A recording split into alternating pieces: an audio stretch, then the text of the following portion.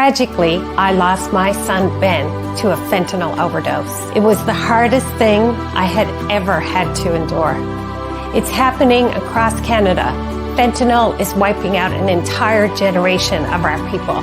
So we started a foundation, Guardians of Recovery, to help people with mental health and addictions who are struggling and not included in society. We've done a great job of including people with disabilities in our society. Now imagine a world where people with mental health and addictions have that same level of inclusion. That's what we're about to do. We are inviting you to take part in one of the most progressive and creative initiatives of our time, building sober living homes for our people to make sure they are cared for and have an opportunity to completely come off substance and live normal, productive lives.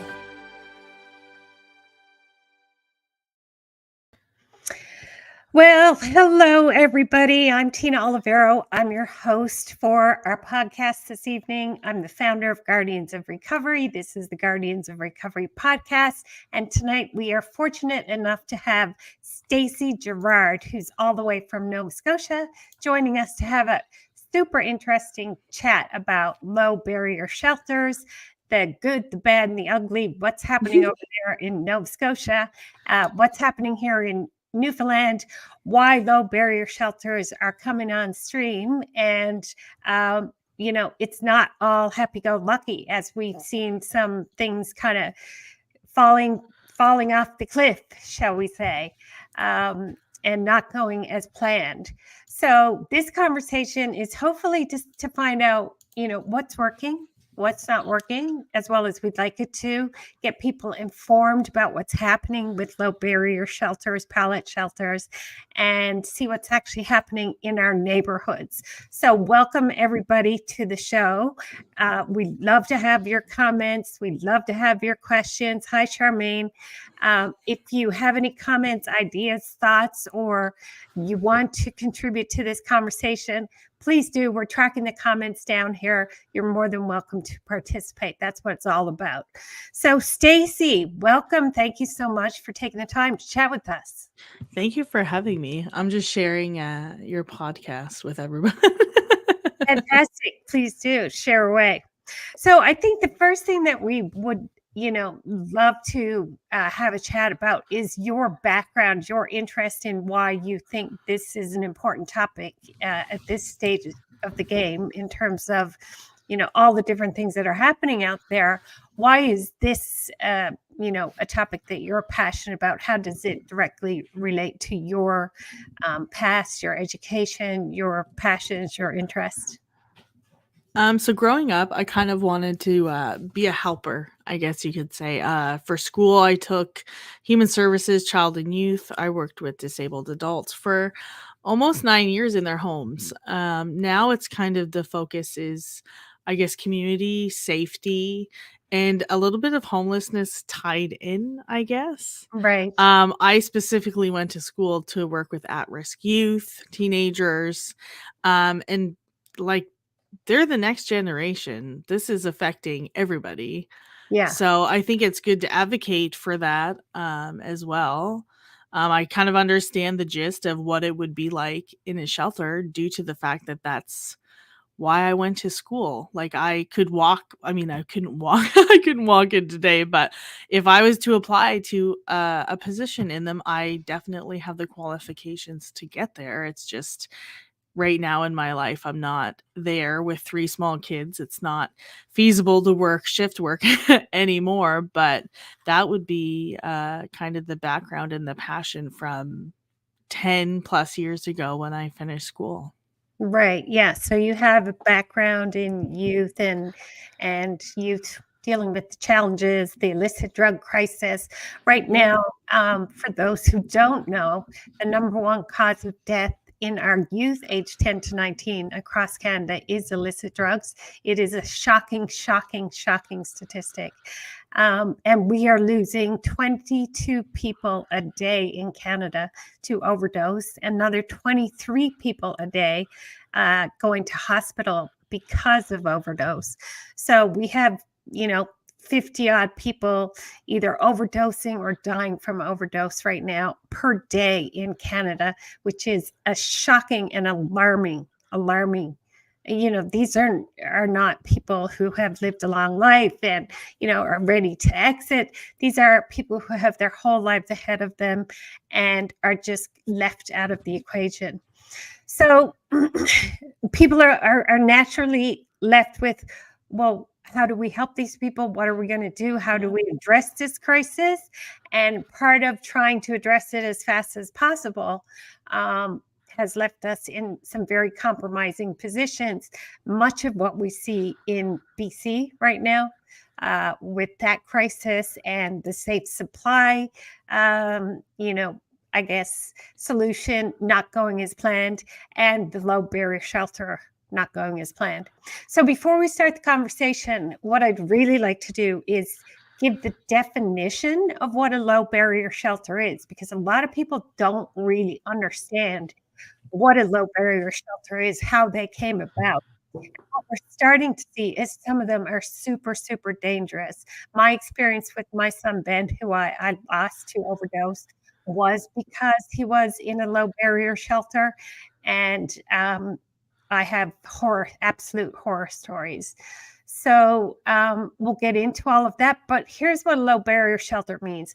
It means improving access to shelter services by lowering barriers of entry for people to be able to get into, a shelter or housing, and by lowering whether or not they have to be sober, their income requirements, space for couples, space for pets, accessibility features, that kind of thing. And although the exact definition of low barrier varies greatly depending on who you ask, it essentially means that the requirement for entry is minimal. And the focus is more so on harm reduction. So low barrier shelter encourages homeless individuals to seek resources, even if they're still using. And that concept sounds really compassionate and amazing until you actually put it into effect, and then all hell breaks loose. So tonight, this conversation is about all hell breaking loose and what we're seeing happening in places like Nova Scotia and Newfoundland. So Stacey, take us, and then people also call these low barrier shelters pallet shelters, which is what they call them in Nova Scotia where you live. So tell us what a pallet shelter looks like in Nova Scotia. So a pallet shelter, it's not made of pallets as most people think. Pallet is the name of the company that made them. They're an American company. I know. Why aren't we supporting local? It's a whole different topic. So what it is it's basically a room. It's separate from any other building. It has like a bed. I'm assuming like a desk maybe. It's just a small, maybe even slightly smaller than this room. And they're for low acuity people, which is people who basically are functioning on their own. They could be drug addicts, they could be working and unable to find an apartment. They're just people who are able to go about their day independently. They're not people who have high risks, high needs, according to their quiz, I should say, because that doesn't mean that they're technically low acuity. It just means that they're able to come and go as they please, basically.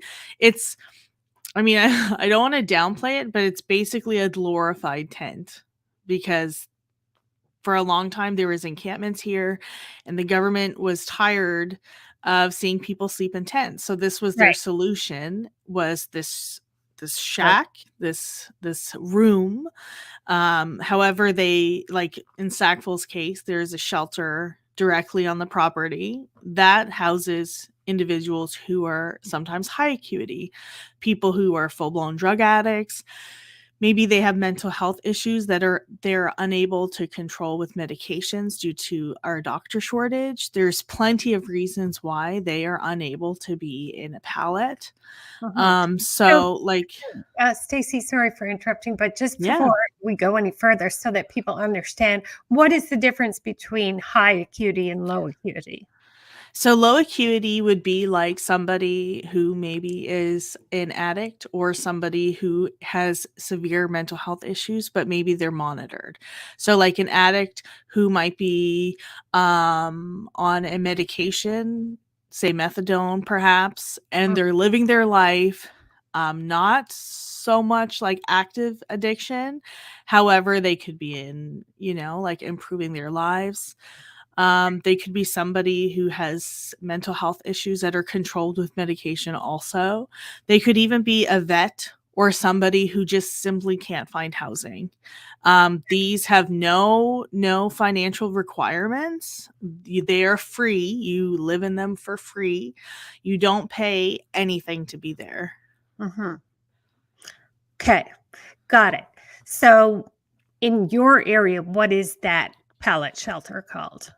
So this is the pallet shelter is part of the Beacon House shelter, which is an old church that is there. So they're actually renting the property essentially from the archdiocese. Mhm. And so the building where the church was is a shelter, like a full blown, doesn't matter what people's needs are, anybody welcome shelter. Okay. Um, so they are on the same property. There's 19 of them, but there's also on the side of that shelter building 8 micropods, but they're kind of like a first generation pallet, so to speak. Like they were there since the shelter opened in December of 2022. Okay, got it. Yeah. So in December 2022, you just Yeah. like woke up one day and they were all there, or how'd it go? Well, see, the thing with the shelter is, so it used to be a warming center. So like during storms or through the day, they would stay open. People could do laundry, grab a hot meal. That suddenly changed to a shelter in 2022 in Right. December. The micropods, they kind of snuck those in because if you're driving by on the road, you really don't see them. Like Mhm. they're on the total opposite side. So unless you're looking or it's summertime and the tree belt is there, you really don't know that they're there.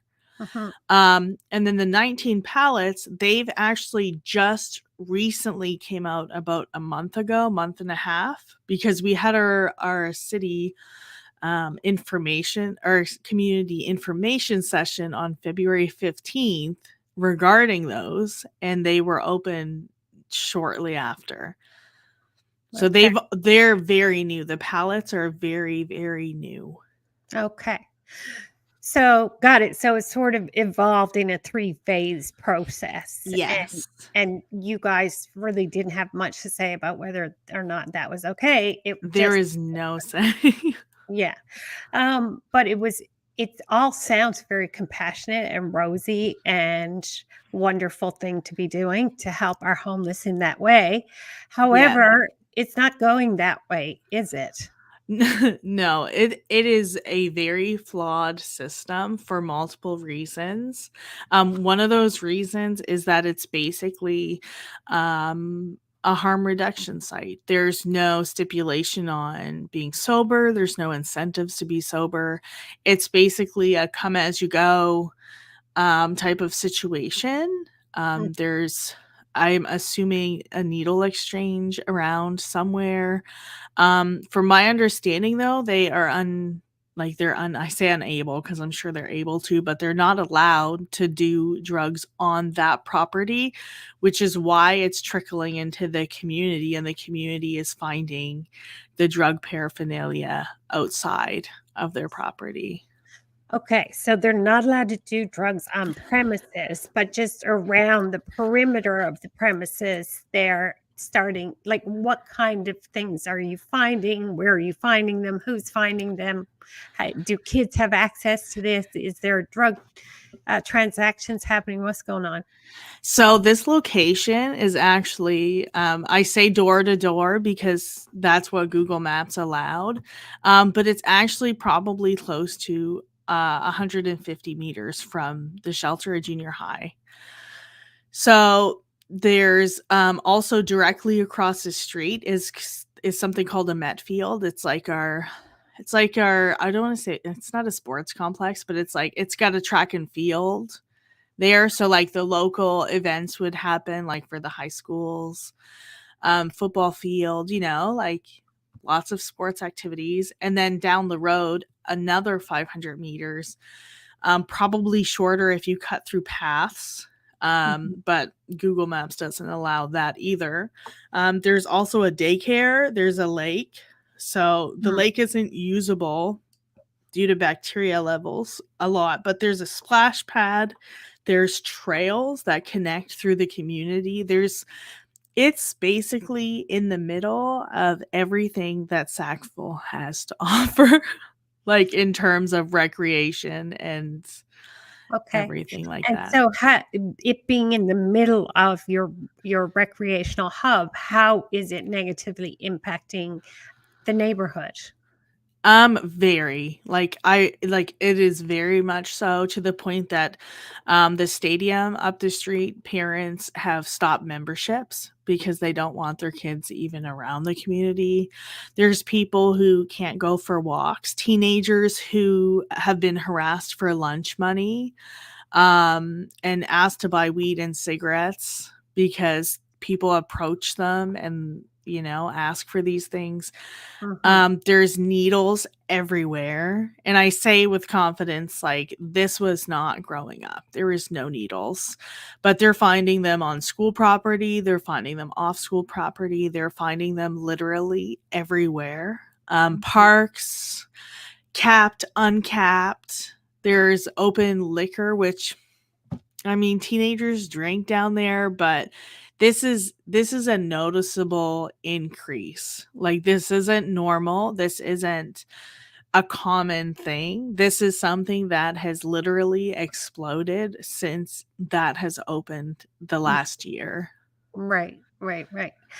So so we have, all people are just like grappling for solutions with all of this. But before we get into that, let's see what some people say.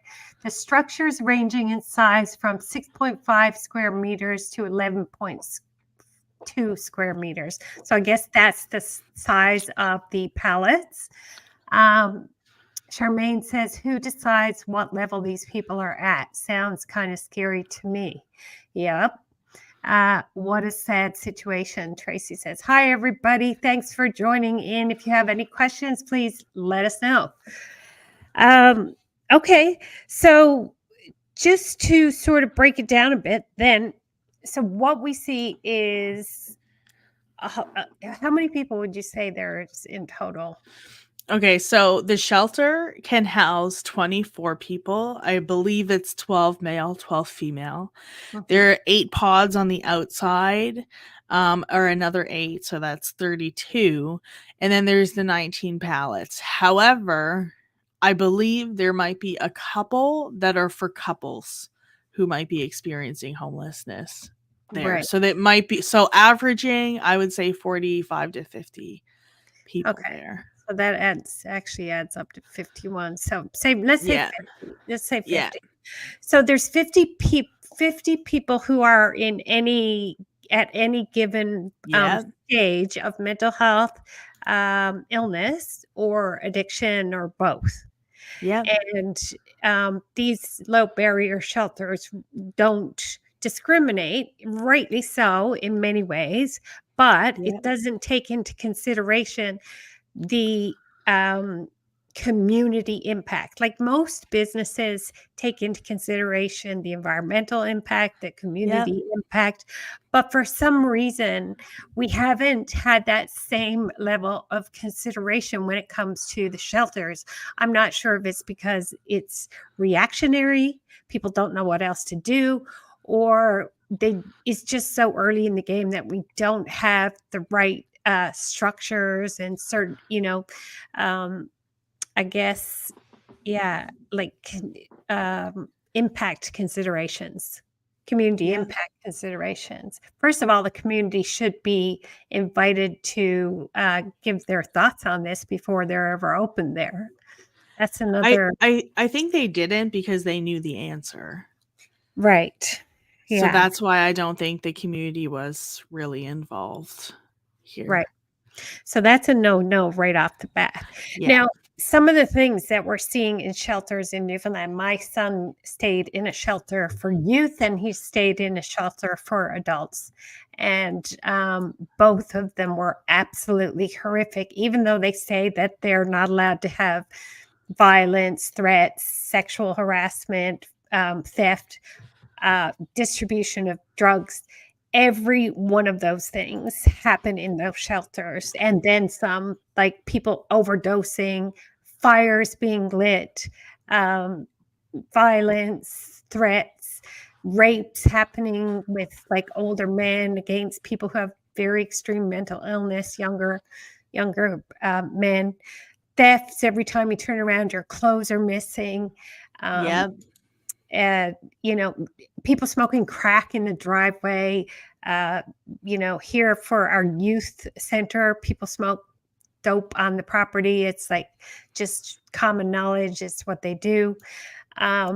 So all these, there is a level of tolerance. My question is this low barrier drug enabling, or is this actually a shelter? Because from what I can see, and I take 2-3 calls a day from people who are experiencing, a crisis when it comes to addiction. A lot of these people are looking to stay in a place that doesn't have drugs or alcohol at all. They recognize that their likelihood of overdosing in one of those shelters is super high. A lot of people who live intense because the shelters are super dangerous. And more Yep. I hear about stories that are hidden from the press and hidden from, uh, I guess, the community, about all the overdoses. In the case of my son Ben, who was found by, I know of 3 incidences where people found him in an overdose situation in shelters that I was never aware of until after he had passed away. And, I don't even know if the staff know about all of those, but people actually in the shelters finding other people who have overdosed. And my son Ben found someone who committed suicide. He hung himself on the side of the shelter, which was horrific. After that young man wasn't tried to get into the Waterford for help, for mental health issues, and he was denied access twice. So these are horrific, very, very severe illnesses, and that we have these people out on the streets because they're taken out of the medical system, which never should have happened. They should be inside the medical system, just like someone with dementia or schizophrenia, and they should be supported as such with medical, systems around them, not to be left to their own devices to die horrifically. Oh, So, I agree wholeheartedly. I think the problem here anyway is that people complain that we don't have affordable housing. Like, that's a fact. People are unable to find affordable places to live. mhm, However, I beg to differ also that those people are likely with friends or family because they haven't burned those bridges. right. Because people who are addicts, I'm sure, their families put up barriers, and that's totally okay because we have to protect ourselves as well. We can love people, but we need to protect ourselves. And Mhm, here is a situation where I think they just seen an opportunity and they took it. So by opening the shelter, putting the pallets there, I don't think they really thought it out. I don't personally think the people in the shelter are being supported mhm. mentally, for substance abuse, anything. I think they're just there because that's a roof Yeah. over their head. I don't think they're getting the care that they need. And I think that's a false sense of hope for individuals who want to get better or to get away from this. Yeah. It's like I always say, you hear of people on methadone because they want to get away. Well, do you ever hear of people off methadone? Like, where's Mhm. the long term goal here, because Yeah. it doesn't seem like there is one. It just seems like a managing, and this is how you're going to live your life, which is unfortunate because you can only band-aid the situation for so long before it gets out of control again. So like right now, the pallets and the shelter is their band-aid, so to speak. Mhm. But eventually it's going to be too much. And maybe there'll be people who can't go in the pallets and they can't go in the shelter. So where do they go from there? Yeah. Well, because of these low barrier shelters, like February month, Newfoundland, we had our highest overdose rate of 11 people in a month who died Wow. from overdose. And a lot of these people are within these low barrier shelters. And so it's just really, really super sad. Or they're supported by the government in, low barrier type of housing when personally I believe that all roads should lead to recovery. I don't believe with giving people, here's your house, here's your money for food which you're going to use for drugs, here's your money for clothes which you're going to use for drugs, here's your money for Christmas presents which you're going to use for drugs, here's your money for even housing, and then you're going to take it and live in a tent, or here's your money for to live in another place, and then you go and live with other drug addicts, which exacerbates your drug use, and then you go from weed to shatter to coke to crack to opioids, and then you overdose. Like, this is the Yeah. path of a lot of very, very ill youth, which was the case for my son, who the moment he smoked weed, it unlocked bipolar, and he didn't have capacity to even see that he was sick. Like, his drug of choice was weed. He had cannabis use disorder, which 1 in 6 kids will get cannabis use disorder, and which is an unbelievable statistic given that marijuana is legalized. And we have 4 times more psychosis since legalization, and that psychosis is a direct result of how strong the cannabis is. I mean, people are competing, and the higher THC level, that's what the kids are buying, and then they put street drugs, shatter, and everything on top of it. And now there's fentanyl in weed as well. Like, it's just Yeah. off the map. So we've got all kinds of um, you know like, just kids dying at unprecedented rates. So And like I was there, like as a teenager, I dabbled in some of that stuff, and I can say like if that was today, there is no way I would do any of that because fentanyl kills people. yeah, Like there's no coming back from that, and you don't know if it's in anything. Like it's scary that this is what has happened, and this is like being swept under the rug, so to speak, because it's just like, okay, well, if we put them, like I seen someone in the chat say like rounding up addicts, that's literally what they're doing though. Like they're not giving the tools for people who want to get better to get better. yeah. It's just, "Hey, here's your house. Here's what you need, who or we think you need." But, like, there's no end game. It's just maintenance, and that's not a way to live. Exactly. This Facebook user says that whole notion of housing first, nothing next, housing first at any cost. Like, it seems really, I guess it seems like so well intentioned and so compassionate for us as Canadians to make sure that everybody's housed, when in fact it's absolute BS, because people are all packed together in Yeah. shelters that are harming each other. And you put all these people together with these very, very complex um, disorders and sickness and illness without the structures in place, left to their own devices. Yeah. They're hurting each other, they're killing themselves. And housing first is not housing first, it's harm first, because we put everybody under the same roof and have zero recovery protocols in place. Yep. Oh, for sure. This is why the shelter and pallets are such an awful idea, is because, like, if you have somebody in the pallets who's, say, they're a few months, maybe even weeks sober, they're trying Mhm. to get, go to their meetings, maybe they're not working yet. Then they have to go into the shelter for, say, a meal or maybe a shower. What if they walk by people who are literally out of their mind, intoxicated on whatever, Mm. because that's the quality the shelter has? Yeah. How is that affecting them to stay sober? Yeah, Because they're exactly. now immersed in the middle of this that they're trying to escape. And like I say, people always say, well, you guys hate homeless. You don't want the shelter there. It's like, we don't want the shelter there because it's not safe for kids and families, number one. But also, it's not fair to people living there if they're going there with the hope and there is none.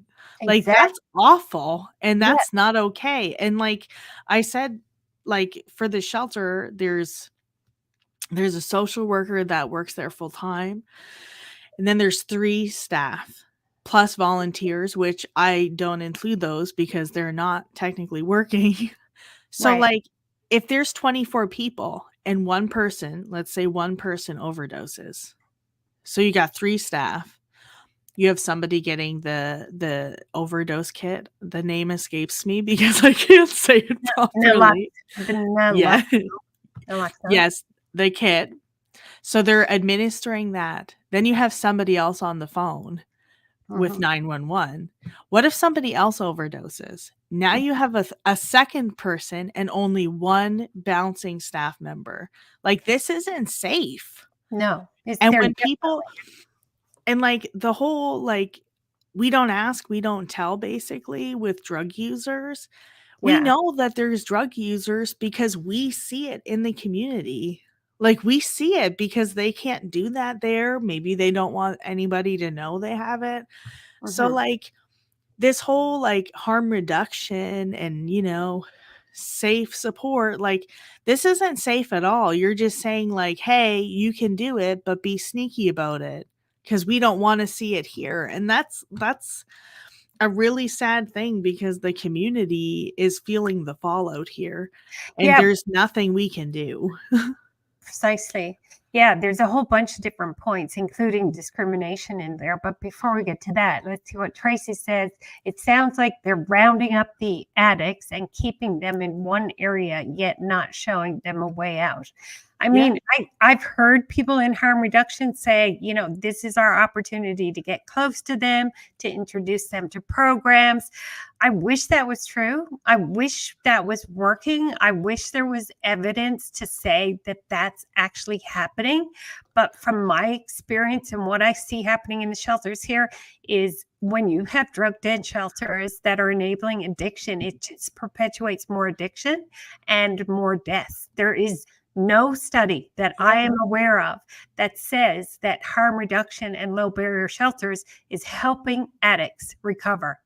And that's a very, very serious thing because what that means is we now have built a system of discrimination that discriminates against sobriety.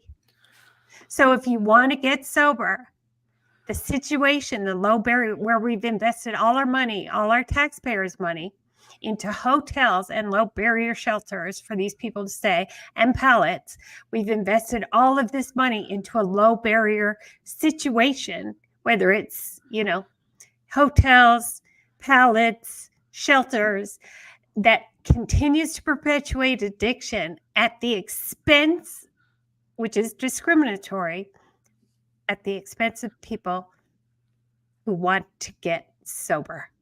Yep. That's a very, very, very serious thing because that goes against our Charter of Rights and Freedoms. And I Okay, think at the end of the day too, like, you can't make somebody get sober. If right. they don't want to get sober, then they need to have other options for people who do want to get sober and people who are perfectly content doing whatever they want to do, because the mix of them, like, that's creating a toxic community where people who are recovering are now trapped in this cycle of, well, maybe if I do this once with my buddy, I might not go back to, like, like, it's So Yeah, so that's the people who want to get sober and can't because they're living in low barrier situations Yeah. where they're surrounded by drugs, perpetuation of drug use. Then Yeah. there's another whole conversation with people who have bipolar and schizophrenia who have what's called anosognosia, where they don't know they're sick, they can't self-reflect, and they don't have the ability or the capacity to know that they even need help, let alone ask for help. So that's a whole other show. We've got to get the Cleveland we got to get the Cleveland Clinic in there for that one. But that's the case in our family. We have genetic predisposition for anosognosia in our family. So, but we'll get into that in a different show. So this Facebook user says, so sad that people with sickness just to be thrown away and forgotten about. These people deserve to have recovery and return to normal life and get back to their families. Absolutely. Yeah. And the fact that our overdose rates are like our overdose rates are doubling right now in Newfoundland. So something is really, really, really not working. Okay, here's what, and here we have harm reduction is not recovery. Right. Yeah, it's not. And that's the part that bothers me as well, too, is that if you're giving someone alcohol to, someone who's an alcoholic more alcohol, who is responsible for the continuation of that basically brain damage that is being done by that alcohol? It's one thing for someone to go out and buy their own alcohol and kill themselves. But if taxpayers' money is paying for someone on the alcohol program, that's a whole other matter. Like, I personally don't want my taxes to be used to pay for someone else's drugs or alcohol. I consider it enabling. In fact, I think it's inhumane to do that, especially with people with anosognosia. They don't know they're sick, they can't self-reflect, and you're continuing to give them drugs and alcohol. If that ever was to be allowed, people should have to be tested for anosognosia first. Like, it's absolutely ridiculous. I agree. It's crazy what our tax dollars are going for, because like this money could be used for detox, rehab, like mental health services, AA, NA, like like there's so many other uses, but instead it's like, all right, we'll just give them what they want and maintain that they are safe. And that's as far as it goes. It doesn't go anywhere for like an end game of, never having booze again. It's just, let's give them enough so that they're not a burden on the system. And it's wrong. Yeah, we'll keep them over here until they beat the crap out of someone because they're completely loaded. Like, there's going to be law cases come back for this. Like, we're having, because of the drug epidemic, we're having random attacks on the street. We're having businesses that are being broken into like never before. It's so bad that the police can't get to car break-ins. The police can't get to. Yesterday, we had someone who was assaulted and her car was stolen, and the police have not shown up in days. Like, that's wild. Yeah, this is where we are now. So, like, our police force, like, it's not their fault. They have become mental health practitioners, mental health responders primarily. Because go ahead. Go ahead. But that's like here, like RCMP, they basically should just have a unit outside the shelter, because when people drive by going to work or running errands, they're there like most of the time. So like, what are they doing for other things?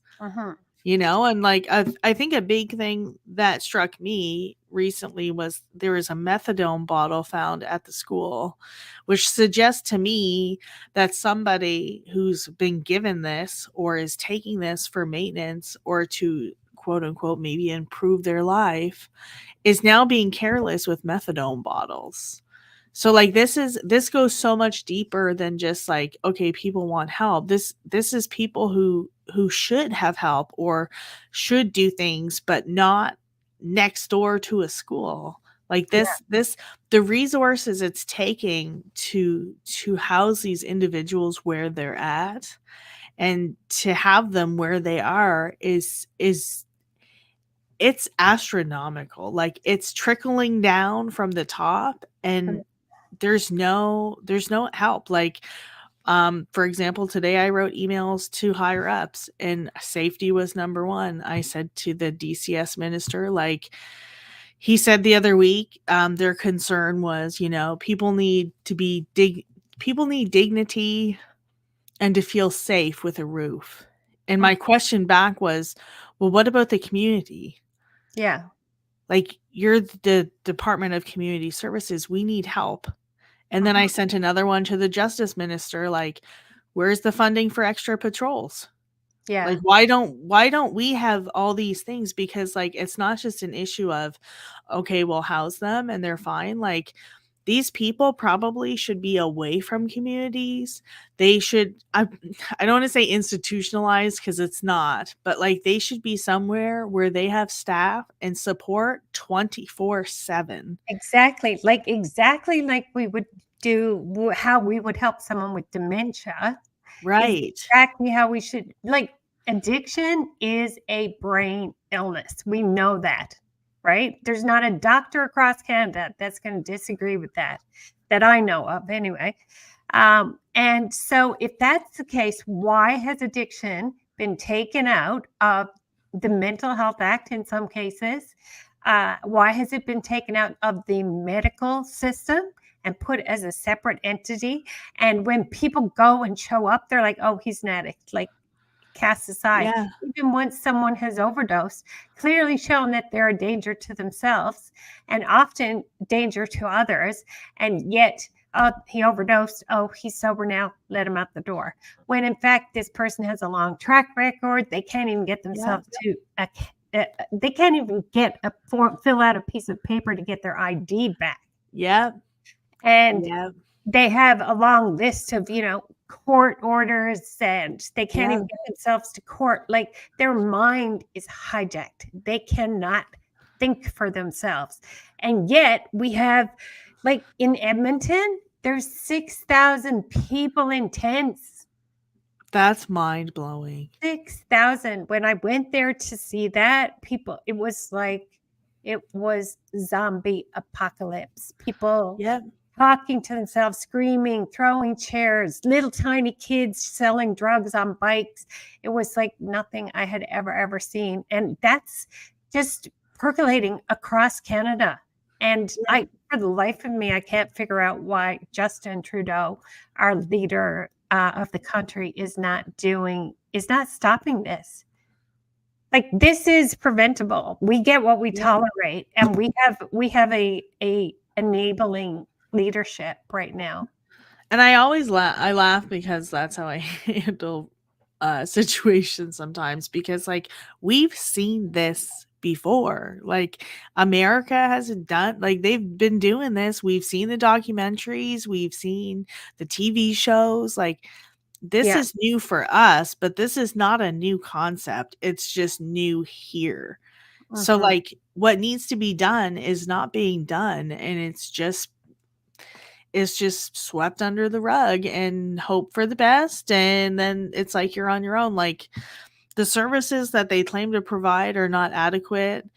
The opportunities people should have are not there. Like the whole thing is just it's a cover up basically. It's like the gist I can say is it's just a cover up to be like, yeah, they're getting better, I guess, but like are they really getting better? Show me the proof. And then the other added part, which we're starting to see, like through all the drug busts in BC, is that all of these prescription drugs, which we're paying for as taxpayers, hydromorphone and all of these drugs being prescribed, then are taken and sold on the street. So there's a whole undercurrent of drug dealership within the prescription drug domain, and all these drugs that are prescribed that taxpayers pay for are ending up on the streets and in our schools, and our kids are taking them. Like at some point, parents have to stand up and say, no way. Yep. Oh yeah, there has to be a point. There has to be a point where like how many deaths is enough? Like what is that breaking point? Because like here it's just a matter of, well, how many kids need to be pricked because it's going to happen with the needles around. And like somebody's going to get something that they can't get rid of. Hep C, maybe AIDS, like HIV stuff, like these are things that are very real, and until it happens, I just don't think it's going to be seen seriously. And that's an awful thing to say, but like it shouldn't have to get to that point. Yeah. Like it shouldn't have to be incidents after incident where people are questioning like their safety walking down the local path. Well, when there's violence, threats of violence, when people are completely out of their minds, especially on crack, and they don't have a clue what they're doing, anything could happen at that point, right? And you're right next to a school. That's super scary. Tracy says, my daughter would say, this is who I am. Get used to it, Mom, until she committed a serious crime. Yeah, exactly.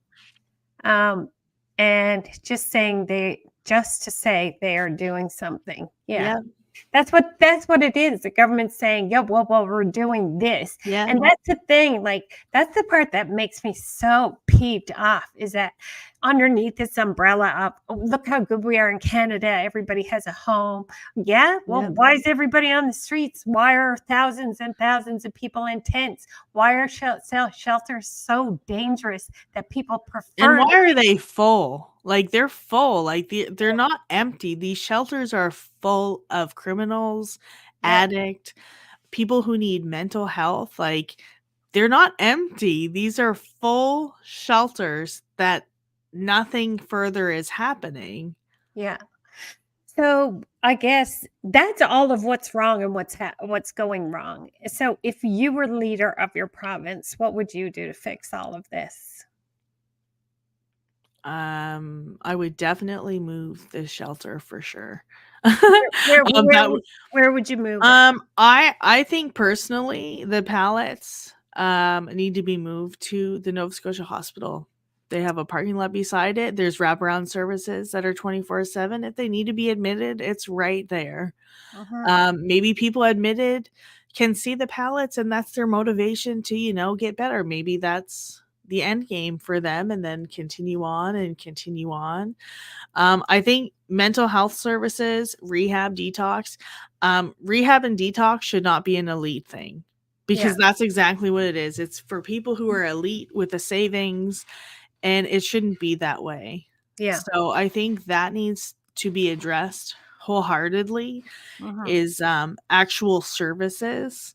And I think enabling at some point needs to also stop, because if people don't want to get better and they want to do this, then that's fine. But I don't think they should get the amenities that people who want to be sober should be getting. Like, I mean, I don't want to create a hierarchy, but I think if somebody wants to be like, hey, I'm done with drugs, I want to see the light, then they should be given that chance and not thrown back like, no, you can't go that way. There's no help at the end.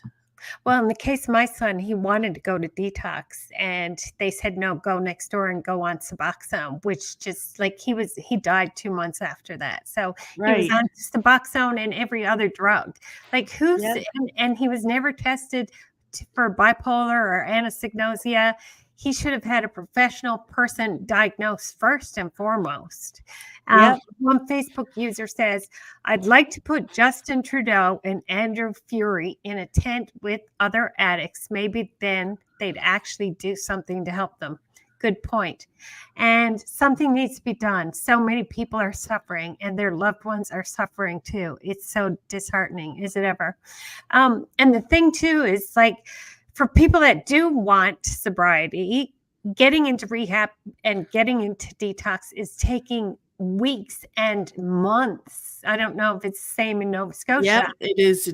I don't even think it exists. Like, it does, but I think it's to the point where if somebody wants help and it's not there, then they're just going to go back and they don't wait. Wow. because Like, that moment has passed, so to speak. Like they've had an awakening, they want the help, but they can't for X number of time, and then mhm. they're Well, just stuck. yeah, we have detox here with 19 beds in St. John's. There was only 4 beds that were utilized over the last weekend, but we had a lineup of people trying to get in because I get calls, people trying to get in. And then we call, we phone, we're fighting to get these people in. And sometimes they say it's lack of resources, lack of staff. Other times it's not lack of staff.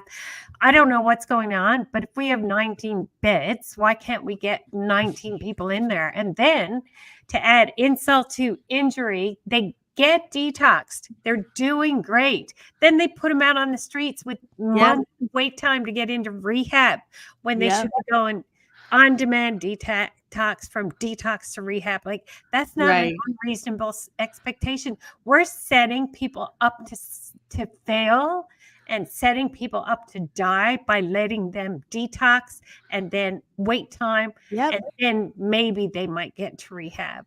But this is the same as the pallets as well, because like the shelter has any needs that you want, and then the pallets are the low acuity. So like that would be a prime example of where people who detox should go, because they can be individualized, they could probably have help, but the problem is now they're putting them next to the shelter. So they're Mhm. seeing the same things that they're trying to get away from, and like it's not helping anybody at the end of the day. It's Yeah. just it's like, here you're drug free for the time being, but you don't have the tools to maintain it. Like we would never put 19 people with dementia or 50 people with dementia in a shelter staffed by 3 people. There's 24 in the shelter. That's 24 in the shelter itself with 3 staff. It's insane. Like, Someone to me, that's not like, that's ratio is very alarming, because Yeah, if somebody has a fight, that's 2 people, 2 staff, and apparently they have security there, but, like, I don't think the security is really there for anything but calling the police, so, like, right. I'm not sure. This Facebook user says, has legal action in Lower Sackville been discussed? And you know what? I think this is the key. Holding the government to account by legal action. I think a lot of this stuff needs to get to the Supreme Court level, and people need to be advocating for communities. The thing is, though, and I say this from myself, I've sent emails, just under a month ago. I sent an open letter to at least 50 people, between media, government officials, whoever. I met with our MLA the other week. He basically said to go higher. So today I shot out another 10 to 15 emails, this time personalized, individualized, and catered to be like, hey, you're the minister of this, and we need some extra support here, and something needs to change. And Mhm. I would probably put money on it by the end of the week that I likely will not have heard from anybody. Just Yeah. like the media, people in the media don't really want to touch this story for whatever reason. It's Mm. it's it's like a black hole of Yeah. a conversation. It's very weird.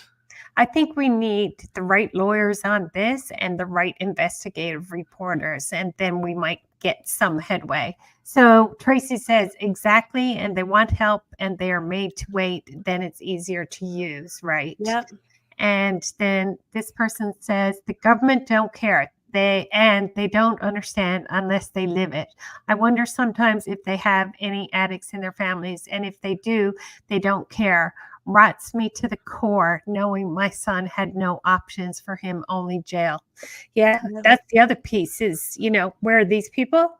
They're in jail, a lot of them, Yep. because there was no early diagnosis. They were not, most of them have bipolar, schizophrenia, anosognosia. They're not treated. A lot of them just don't have anybody who actually is there in the right medical capacity. Like Alberta's miles and miles ahead of us that way.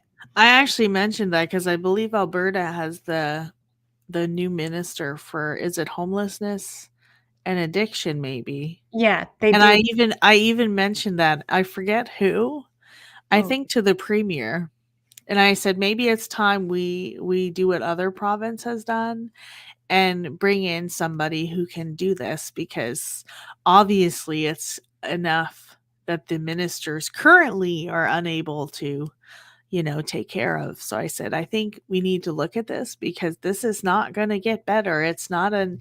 issue that's going to magically go away. Like, it's just going to get bigger, and it's just going to It is. be uncontrollable more so than it is now." Mental health and addictions needs to be put back into the medical system. And the fact that it's not is inhumane. This Facebook Yeah. comment says, I agree the government needs to be held accountable. Maybe suing them for being irresponsible is doing their job. Also, like you, we are not getting a lot of responses, Stacey, from the government. So we've created a letter bank of non-responses from the government to hold them accountable to the fact that they Wow, what's a letter bank? Like, just keeping them all. all the letters that, and then we're going to Okay. make them public so that all the letters that we on the Guardians of Recovery group, we now have 5,100 citizens who care about this topic in the group.